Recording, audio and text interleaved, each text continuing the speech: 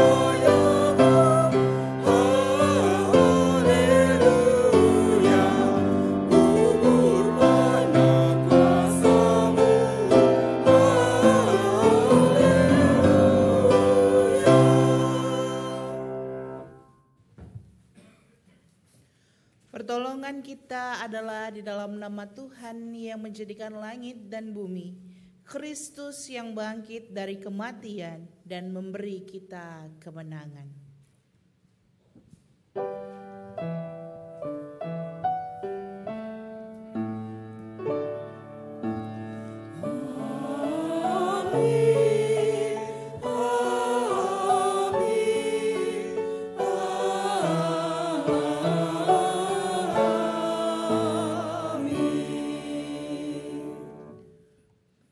Beserta saudara dan beserta saudara juga.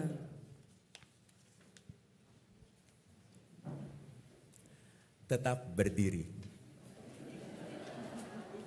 untuk merayakan Tuhan yang bangkit. Haleluya. Kristus telah bangkit. Sungguh Dia telah bangkit. Haleluya. Terpujilah Allah Bapa yang telah membangkitkan Yesus dari kematian. Sungguh Dia telah bangkit. Haleluya. Dia telah membawa kita keluar dari kegelapan dan telah menjadikan kita miliknya. Sungguh Dia telah bangkit. Haleluya. Haleluya. Kristus telah bangkit. Sungguh Dia telah bangkit. Haleluya.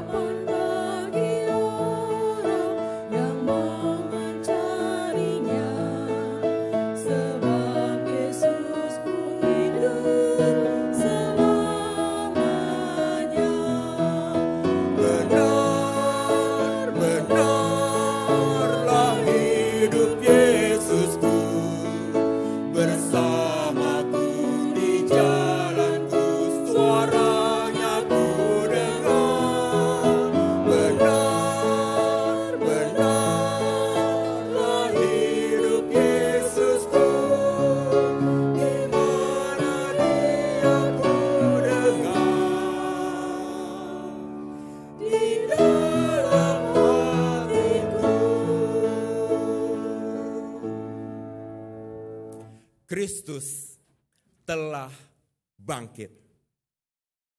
Ia hidup di dalam kita untuk selamanya. Di dalamnya ada hari esok. Bersama dengan Dia, kita takkan gentar.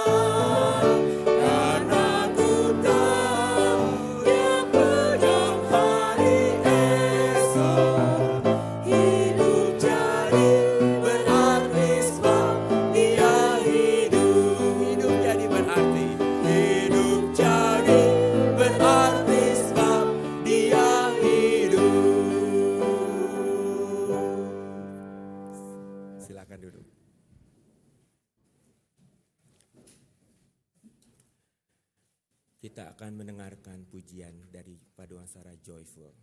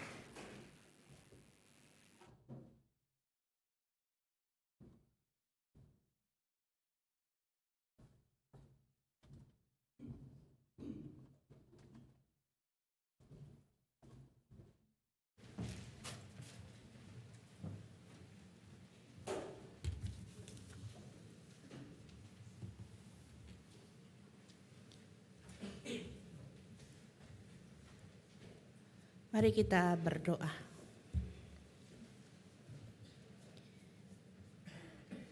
Kami bersyukur Tuhan, pada hari ini kami diberikan kesempatan untuk datang beribadah, merayakan peristiwa Paskah. Kami menyerahkan ibadah kami hari ini, juga pelayanan firman yang akan dilakukan.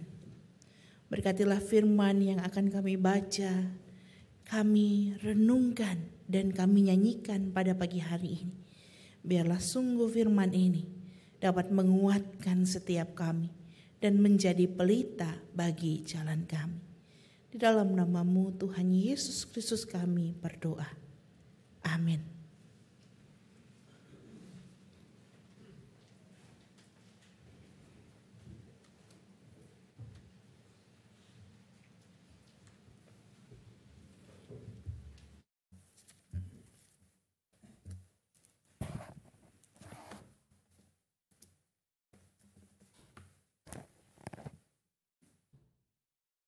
Bacaan pertama dari Nubuat Nabi Yesaya pasal 65 ayat 17 sampai 25 yang akan kita baca secara berbalasan. Sesungguhnya aku akan menciptakan langit yang baru dan bumi yang baru. Dan tidak akan timbul lagi dalam hati. Namun bergirang dan bersorak-soraklah untuk selama-lamanya atas apa yang kuciptakan. Sebab sesungguhnya aku menciptakan Yerusalem penuh sorak-sorai. Penuh kegembiraan. Aku akan bersorak-sorak karena Yerusalem. Dan bergirang karena umatku. Di dalamnya tidak akan kedengaran lagi suara tangisan Ataupun suara erangan. Di situ tidak akan ada lagi bayi yang hanya hidup beberapa hari. Atau orang tua yang tidak mencapai umur suntuk. Sebab siapa yang mati pada umur 100 tahun masih akan dianggap muda. Dan siapa yang tidak mencapai umur 100 tahun akan dianggap kena kutuk. Mereka akan mendirikan rumah-rumah dan mendiaminya pula. Mereka akan menanami kebun-kebun anggur dan memakan buahnya pula. Mereka tidak akan mendirikan sesuatu supaya orang lain mendiaminya, dan mereka tidak akan menanam sesuatu supaya orang lain memakan buahnya. Sebab umur umatku akan sepanjang umur pohon.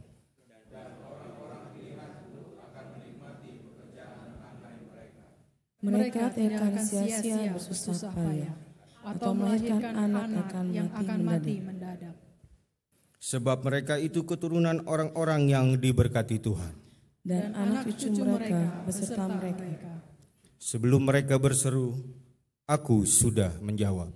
Ketika mereka masih berbicara, aku sudah mendengarkan. Serigala dan anak domba akan makan rumput bersama-sama. Singa akan makan jerami seperti lembu dan ular akan hidup dari debu. Tidak ada yang berbuat jahat atau berlaku busuk Di seluruh gunungku yang kudus, firman Tuhan. Demikianlah sabda Tuhan.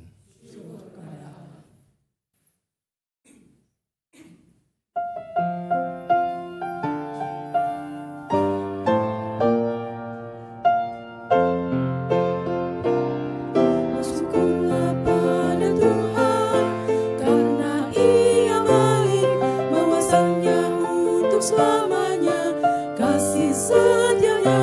Bersyukurlah pada Tuhan, karena Ia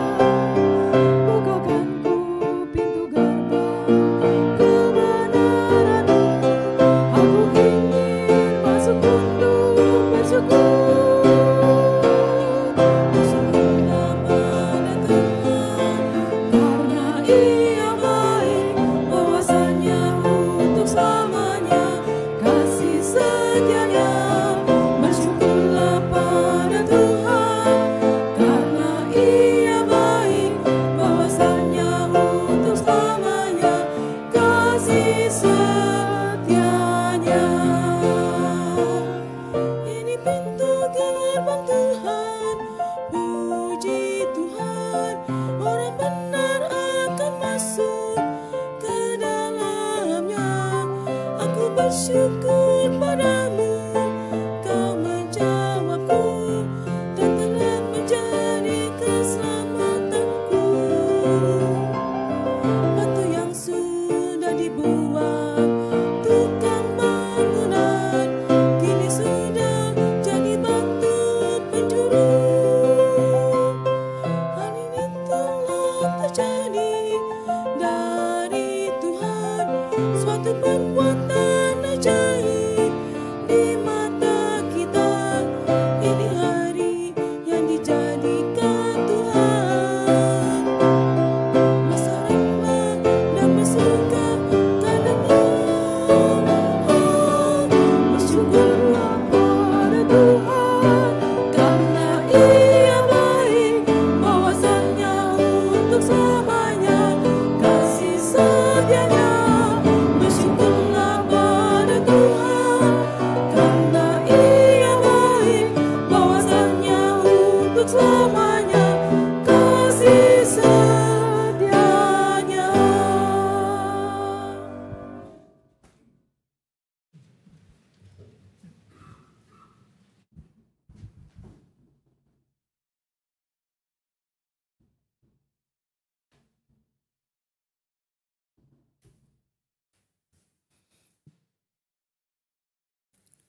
Pembacaan kedua dari Kisah Para Rasul 10 ayat 34 sampai 43.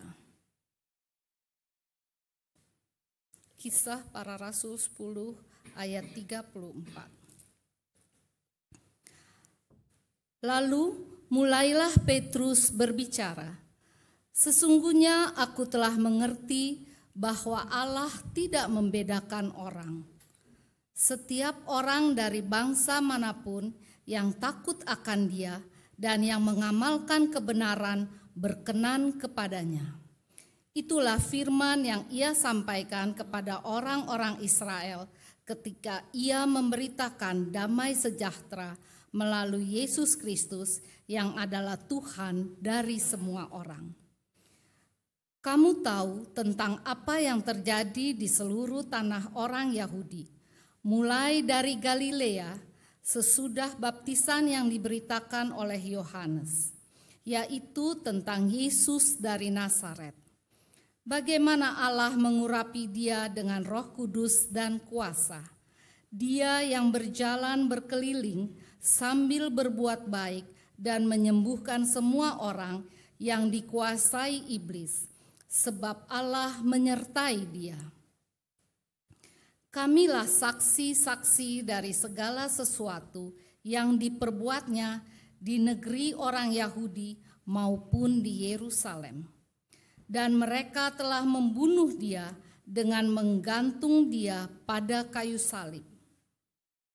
Allah telah membangkitkan Dia pada hari yang ketiga dan memperkenankan Dia menampakkan diri, bukan kepada seluruh bangsa itu, tetapi kepada saksi-saksi yang sebelumnya telah ditunjuk oleh Allah, yaitu kepada kami yang telah makan dan minum bersama-sama dengan Dia setelah Ia bangkit dari antara orang mati. Ia telah menugaskan kami memberitakan kepada seluruh bangsa itu dan bersaksi bahwa Dialah yang ditentukan Allah menjadi hakim atas orang-orang hidup dan orang-orang mati. Tentang Dialah semua nabi bersaksi bahwa siapa saja yang percaya kepadanya akan mendapat pengampunan dosa melalui namanya. Demikianlah sabda Tuhan. Syukur kepada Allah.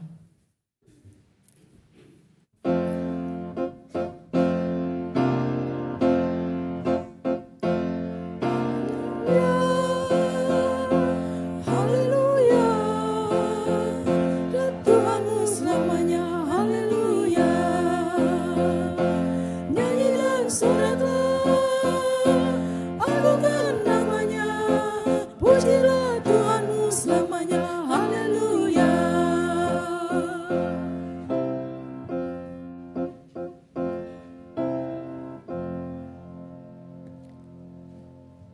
Injil Tuhan kita Yesus Kristus menurut Lukas pasal 24 ayat 1 sampai 12.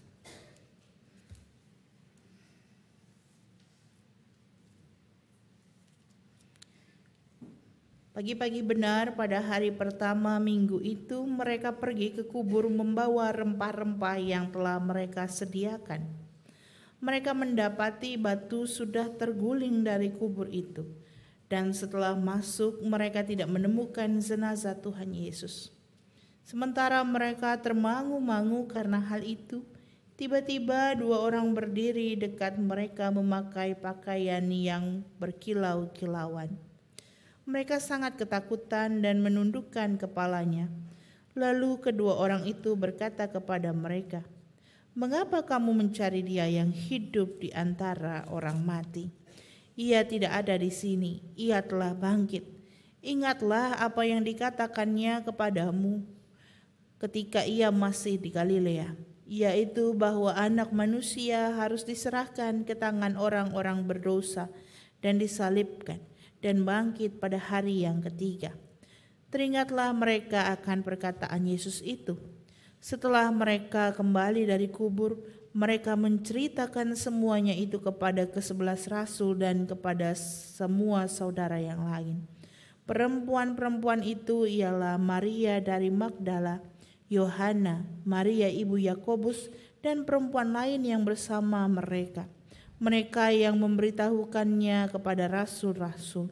Namun bagi mereka perkataan-perkataan itu seakan-akan omong kosong, dan mereka tidak percaya kepada perempuan-perempuan itu. Sungguh pun demikian Petrus bangun lalu berlari ke kubur itu. Ketika ia menjenguk ke dalam, ia melihat hanya kain kafan saja. Lalu ia pergi dan bertanya dalam hatinya apa yang kiranya telah terjadi. Demikianlah Injil Tuhan Yesus Kristus. Berbahagialah mereka yang mendengarkan firman Allah dan yang memeliharanya. Haleluya.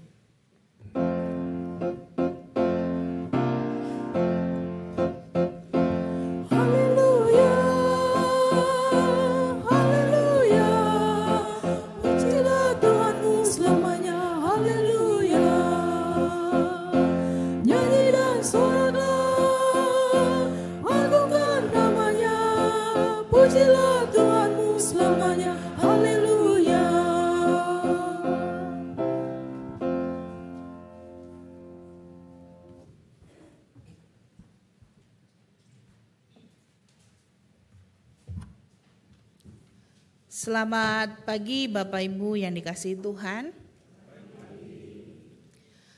Kisah kebangkitan kita bisa melihat bahwa dari Injil ada satu kesamaan yang diceritakan. Dari keempat Injil yang kita punya, yang ada di Alkitab Bapak Ibu tentunya, ada sebuah kesamaan tentang peristiwa kebangkitan, yaitu orang-orang yang menjadi saksi pertama kebangkitan dan melihat langsung kubur yang kosong adalah para perempuan. Para perempuan menjadi saksi pertama kebangkitan. Itulah sebabnya kenapa kalau drama Paskah begitu ya, yang dihubungi adalah para perempuan. Bapak-bapak jarang dihubungi untuk ikut drama ya. Nggak mungkin bapak-bapak datang ke kubur pagi-pagi. Katanya masih tidur gitu ya. Tapi puji Tuhan hari ini bapak-bapaknya juga banyak. Walaupun kayaknya lebih banyak ibu-ibu. Bapak ibu, perempuan dalam menjadi saksi kebangkitan dan bahkan menjadi saksi pertama. Lalu pertanyaannya, mengapa Allah memilih para perempuan? Bukankah dalam tradisi Yahudi, dalam budaya Yahudi, perempuan berada dalam status sosial di bawah laki-laki? Dan mungkin sama seperti budaya-budaya kita yang menganut budaya patriarki, di mana perempuan berada di bawah laki-laki, di mana perempuan dianggap lebih lemah dibandingkan laki-laki. di mana keberadaan laki-laki lebih diperhitungkan. Itu sebabnya dalam status sosial memang perempuan berada di bawah laki-laki dalam masyarakat dengan budaya Yahudi dan juga budaya kita. Selain itu Bapak Ibu, ada juga anggapan dalam sebuah tradisi dan cerita turun-temurun mereka, perempuan itu dilihat sebagai asal dan penyebab manusia jatuh ke dalam dosa. Itu sebabnya keberadaan perempuan gitu ya dipandang sebelah mata dan suka menyesatkan. Karena kalau kita lihat memang kisah penciptaan manusia jatuh dalam dosa, kan yang digoda oleh ular adalah perempuan, begitu katanya. Memang begitu ya, tapi kan katanya juga ada Adamnya di sampingnya. Ya, tapi itu kisah tentang manusia jatuh ke dalam dosa. Dan itulah yang dilihat oleh masyarakat Yahudi, bahwa perempuan jadi penyebab manusia jatuh ke dalam dosa. Dan juga menurut hukum Yahudi Bapak Ibu semua, para perempuan itu tidak memiliki tempat dalam memberikan kesaksian. Jadi tidak bisa perempuan itu menjadi saksi untuk sebuah peristiwa, saksi untuk sebuah pengadilan. Kenapa? Karena suara perempuan tidak diperhitungkan dan juga kesaksian para perempuan dianggap tidak sah. Kalau Bapak Ibu ingat itu gitu ya, terjadi juga dalam peristiwa-peristiwa yang dihadapi oleh Yesus. Di Alkitab dikisahkan Yesus memberi makan 5.000 orang. Kalau Bapak Ibu baca lebih detail, 5.000 orang laki-laki.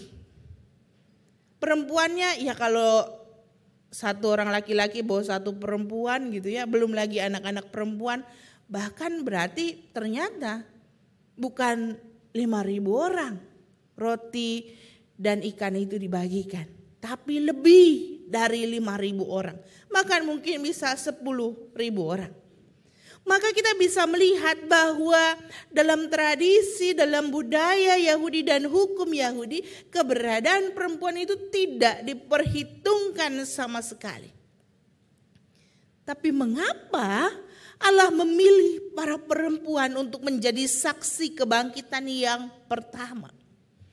Mengapa para perempuan yang tidak punya suara dipilih oleh Allah? Bahkan Injil Lukas mengatakan bagi para rasul perkataan-perkataan yang disampaikan perempuan itu adalah omong kosong. Dalam ayat 11 dikatakan, namun bagi mereka perkataan-perkataan itu seakan-akan omong kosong dan mereka tidak percaya kepada perempuan-perempuan itu. Dan dalam bahasa Yunani Bapak Ibu, omong kosong memakai kata leros yang artinya mengigau, menceracau, bicara tanpa sadar. Jadi beda ya, ada omong kosong yang memang soal omongan yang bohong gitu ya, yang tidak berbobot dan sebagainya. Tapi omong kosong dalam hal ini berbicara soal mengigau, soal menceracau, soal bicara tanpa sadar. Mengapa kalau kita lihat Bapak Ibu secara konteks gitu ya, para murid gitu ya, para rasul melihat perempuan-perempuan yang kembali dari kubur itu sedang bermimpi, sedang mengigau, bicara tanpa sadar tentang apa yang mereka lihat tentang kebangkitan Yesus. Kalau kita lihat memang Alkitab mengatakan, Injil Lukas mengatakan bahwa mereka pergi pagi-pagi benar. Dan pagi-pagi benar dalam gambaran pada masa itu mungkin sekitar subuh gitu ya, bahkan mungkin lebih pagi dari ibadah kita hari ini. Jadi ketika para rasul mengira dan mengatakan bahwa mereka menceritakan omong kosong, maka bisa jadi karena terlalu pagi tadi. Masih berhalusinasi mungkin. Masih setengah nyawanya. Masih belum sadar. Puji Tuhan tadi ya, Paduan suara joyful ternyata sadar semua. Nada tinggi aja nyampe gitu ya, pagi-pagi loh ya. Nada tinggi aja nyampe. Saya nggak tahu, mungkin nggak tidur kali ya. Dan pagi-pagi benar menjadi sebuah konteks di mana pada akhirnya kita melihat omong kosong yang dilekatkan kepada para perempuan menjadi masuk akal juga. Oh masih pagi.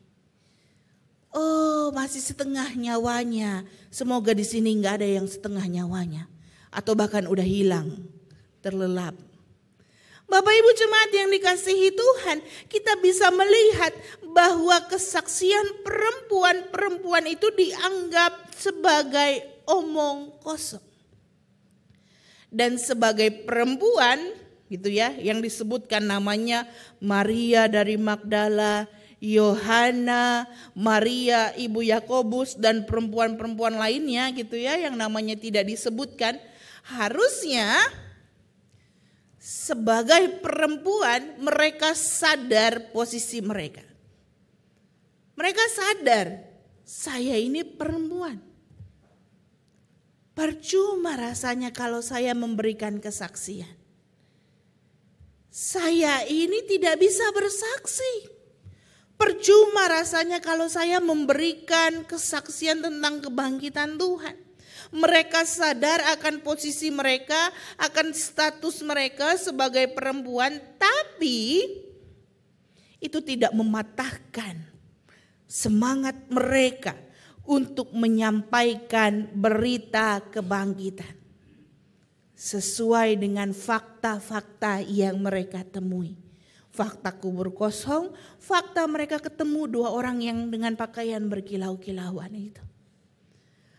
Maka status mereka, keberadaan mereka, tingkat sosial mereka tidak menghalangi mereka untuk menjadi saksi kebangkitan Tuhan.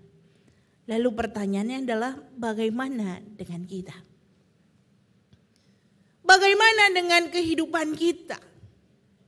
Apakah kita memiliki semangat untuk mewartakan kebangkitannya? Apakah diri kita masih berapi-api dalam memberitakan kebangkitan Tuhan? Apakah diri kita masih memiliki semangat, masih memiliki harapan untuk mewartakan kebangkitannya, atau ada hal lain yang seringkali menghalangi kita dalam mewartakan kebangkitannya? Bahkan mungkin ada puluhan atau mungkin ratusan gitu ya alasan yang seringkali kita buat untuk tidak mewartakan kebangkitan Tuhan. Memang bagaimana caranya mewartakan kebangkitan Tuhan? Mudah sekali untuk melihat apakah seseorang sungguh-sungguh mewartakan kebangkitan Tuhan atau tidak. Mudah sekali untuk melihat apakah dia adalah pewarta kebangkitan Tuhan atau tidak. Bagaimana caranya? Lihatlah dengan cara hidupnya.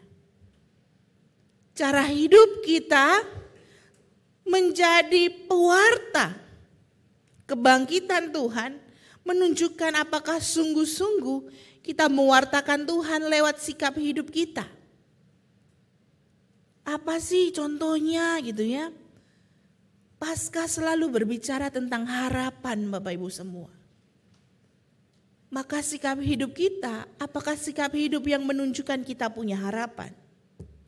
Atau kita jadi orang-orang yang tidak punya harapan?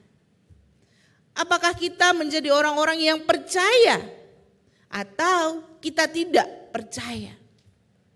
Dalam perjalanan hidup, dalam setiap pola pikir, perkataan dan perbuatan kita, apakah itu semua mencerminkan soal kebangkitan Tuhan yang membawa harapan, yang membuat kita semakin percaya?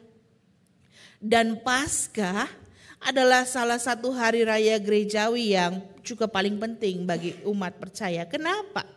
Karena Paskah itu menceritakan tentang kebangkitan, kemenangan Yesus dari kuasa maut. Jadi pemberitaan dan kedatangan Yesus tidak berhenti pada kayu salib. tapi berlanjut pada peristiwa Paskah. Karena kalau berhenti pada kayu salib, berhenti pada kematian, maka sesungguhnya apa bedanya dia dengan manusia biasa? Yang membedakan dia dengan kita, yang membedakan dia ada sebagai Tuhan dan Juru Selamat manusia adalah dia membuktikan bahwa dia bangkit dan menang atas maut. Maka Bapak Ibu semua kebangkitannya seharusnya menjadi awal kebangkitan kita sebagai orang-orang percaya. Kemenangannya atas kuasa maut juga menjadi kemenangan kita atas dosa-dosa kita. Maka saat ini kalau hidup kita belum mengalami kemenangan atas dosa-dosa, jangan-jangan kita belum menghayati dan belum mewartakan Kristus yang bangkit. Masih nyaman hidup seenaknya. Masih nyaman hidup semaunya. Masih hidup tanpa harapan. Masih hidup tanpa iman. Sesungguhnya kita bukanlah pewarta ketika hidup kita adalah hidup yang tidak mencerminkan kebangkitan.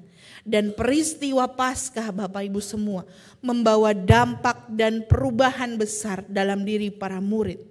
Khususnya Petrus. Saat peristiwa salib ia menyangkal 3 kali. Dan saat kebangkitan ia menjadi orang yang tidak percaya pada kesaksian para perempuan itu, sebabnya dia mau membuktikan dengan mata kepalanya sendiri. Namun setelah mengalami Paskah, menyaksikan Yesus yang bangkit, ia tampil sebagai murid yang penuh dengan keyakinan mempersaksikan kebangkitan Yesus. Contohnya apa? Contohnya dalam bacaan kita. Dalam bacaan kedua kita di Kisah Para Rasul 10 ayat 34 sampai 43 mengisahkan Petrus yang membuat dan membawa kesaksian tentang kebangkitan Tuhan kepada Kornelius dan keluarganya. Dengan catatan, Kornelius dan keluarganya itu bukan orang Yahudi. Ada sebuah resiko besar. Ada sebuah tantangan besar yang harus dihadapi oleh Petrus. Namun hal itu tidak menghalanginya untuk mewartakan kebangkitan Tuhan.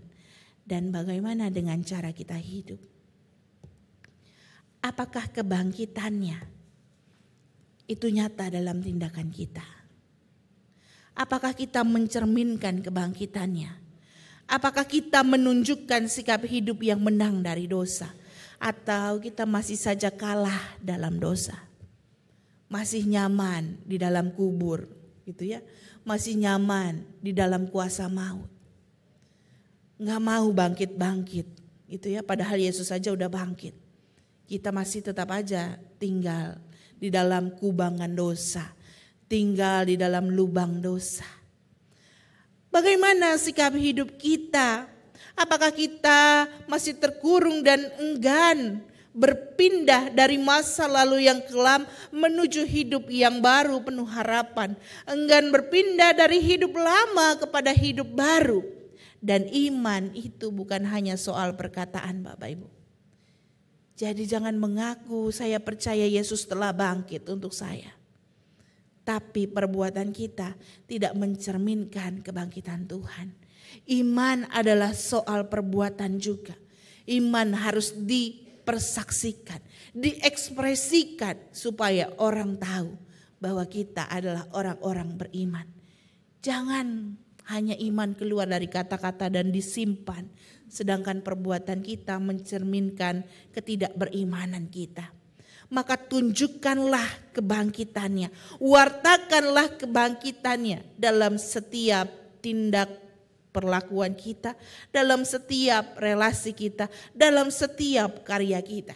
Dan hari ini Bapak Ibu semua yang dikasihi Tuhan, ketika kita mengambil bagian dalam perjamuan kudus, ingatlah bahwa melalui pengorbanannya dan kebangkitannya, jangan hanya berhenti pada salib, tapi juga beranjak pada kebangkitan.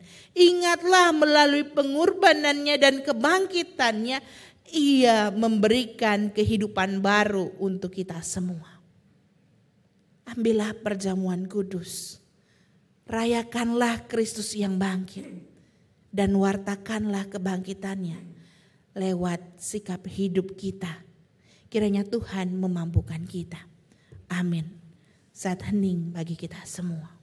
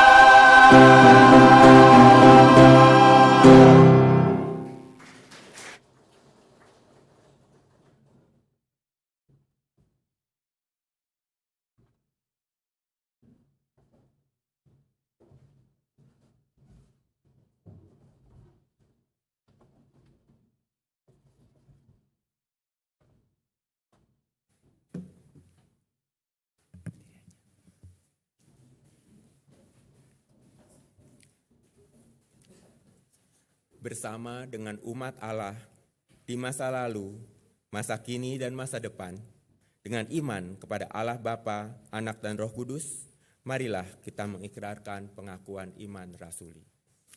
Aku percaya kepada Allah, Bapa yang Maha Kuasa, Khalik langit dan bumi, dan kepada Yesus Kristus, Anak yang tunggal Tuhan kita, yang dikandung dari Roh Kudus, lahir dari anak darah Maria, yang turut secara dibaptiskan, disalibkan, mati dan kuburkan, turun ke dalam kerajaan maut. Pada hari yang ketiga, bangkit pula dari antara orang mati, naik ke surga, duduk di sebelah kanan Allah, Bapa yang Maha Kuasa. Dari sana ia akan datang untuk menghakimi orang yang hidup dan yang mati. Aku percaya kepada Roh Kudus, gereja yang kudus dan am, persekutuan orang kudus, pengampunan dosa, kebangkitan orang mati, dan hidup yang kekal.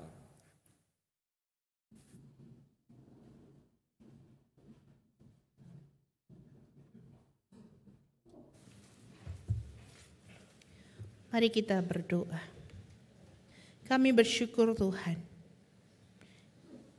bahwa Engkau adalah Allah yang bangkit untuk setiap kami.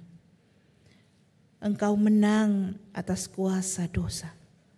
Itu sebabnya tolonglah kami, agar kami juga menghayati hidup yang berkemenangan.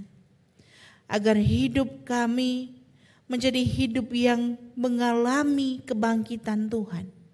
Agar lewat setiap tindakan kami, perkataan kami, dan juga pikiran kami mencerminkan kebangkitan-Mu.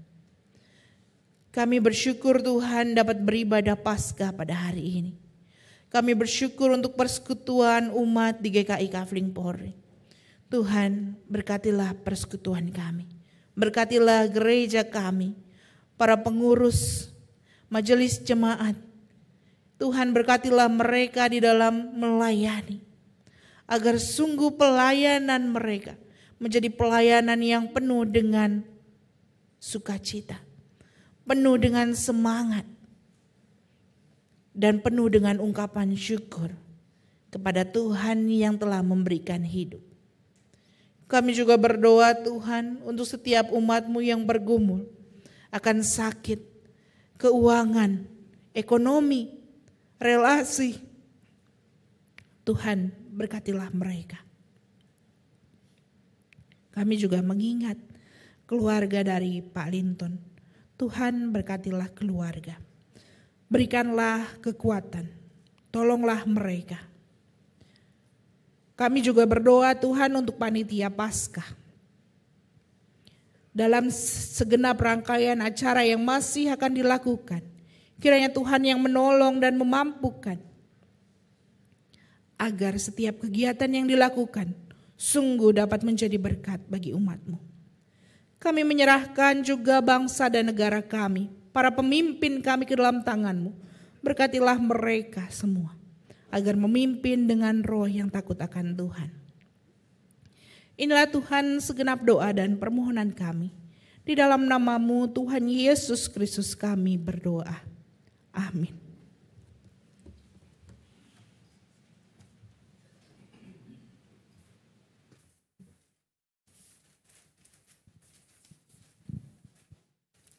Lihatlah kubur yang kosong. Yesus sudah bangkit. Mari kita bawa persembahan sebagai ungkapan syukur atas karya keselamatannya bagi dunia. Sebagaimana tertulis dalam Mazmur 52 ayat 11. Aku hendak bersyukur kepadamu selama-lamanya, sebab engkau telah bertindak. Aku berharap pada nama-Mu, sebab engkau baik di hadapan orang-orang yang kau kasihi.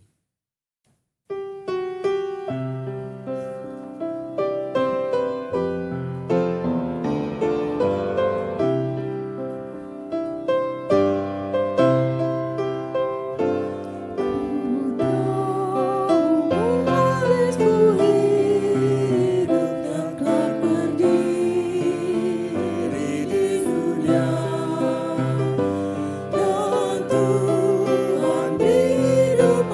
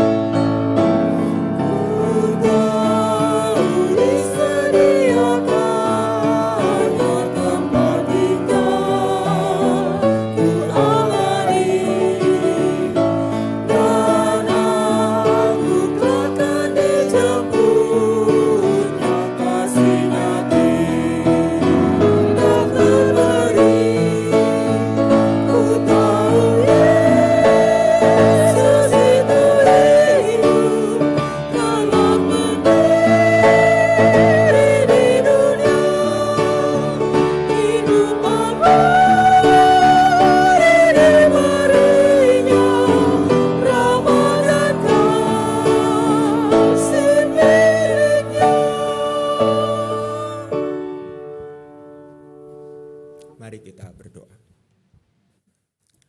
Bapa kami yang di surga, sungguh kami bersuka cita atas Yesus yang telah bangkit dan menang. Kami bersyukur atas karya keselamatan-Mu. Kami membawa persembahan sebagai ungkapan syukur kami yang kiranya dapat dipergunakan untuk menyampaikan warta keselamatan melalui pelayanan di gereja-Mu. Di dalam nama Yesus Kristus Sang Penebus, kami berdoa. Amin. Yesus sudah bangkit dan hidup. Marilah kita menjalani kehidupan dengan kegembiraan, walau di tengah tantangan. Wartakan bahwa Yesus bangkit melalui karya yang menyentuh sesama. Mari tuturkan kembali indahnya kisah kasih-Nya.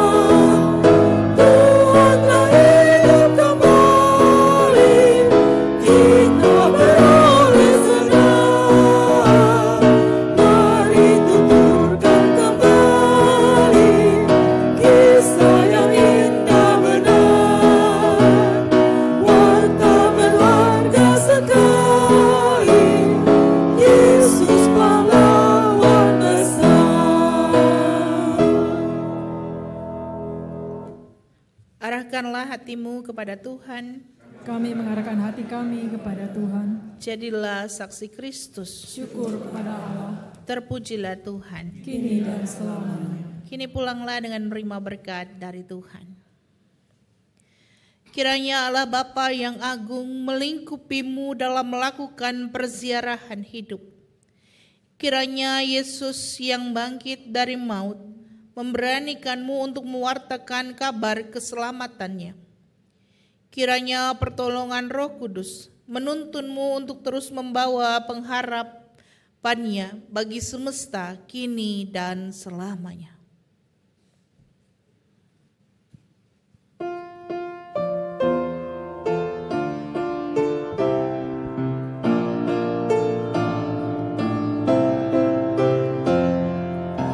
Thank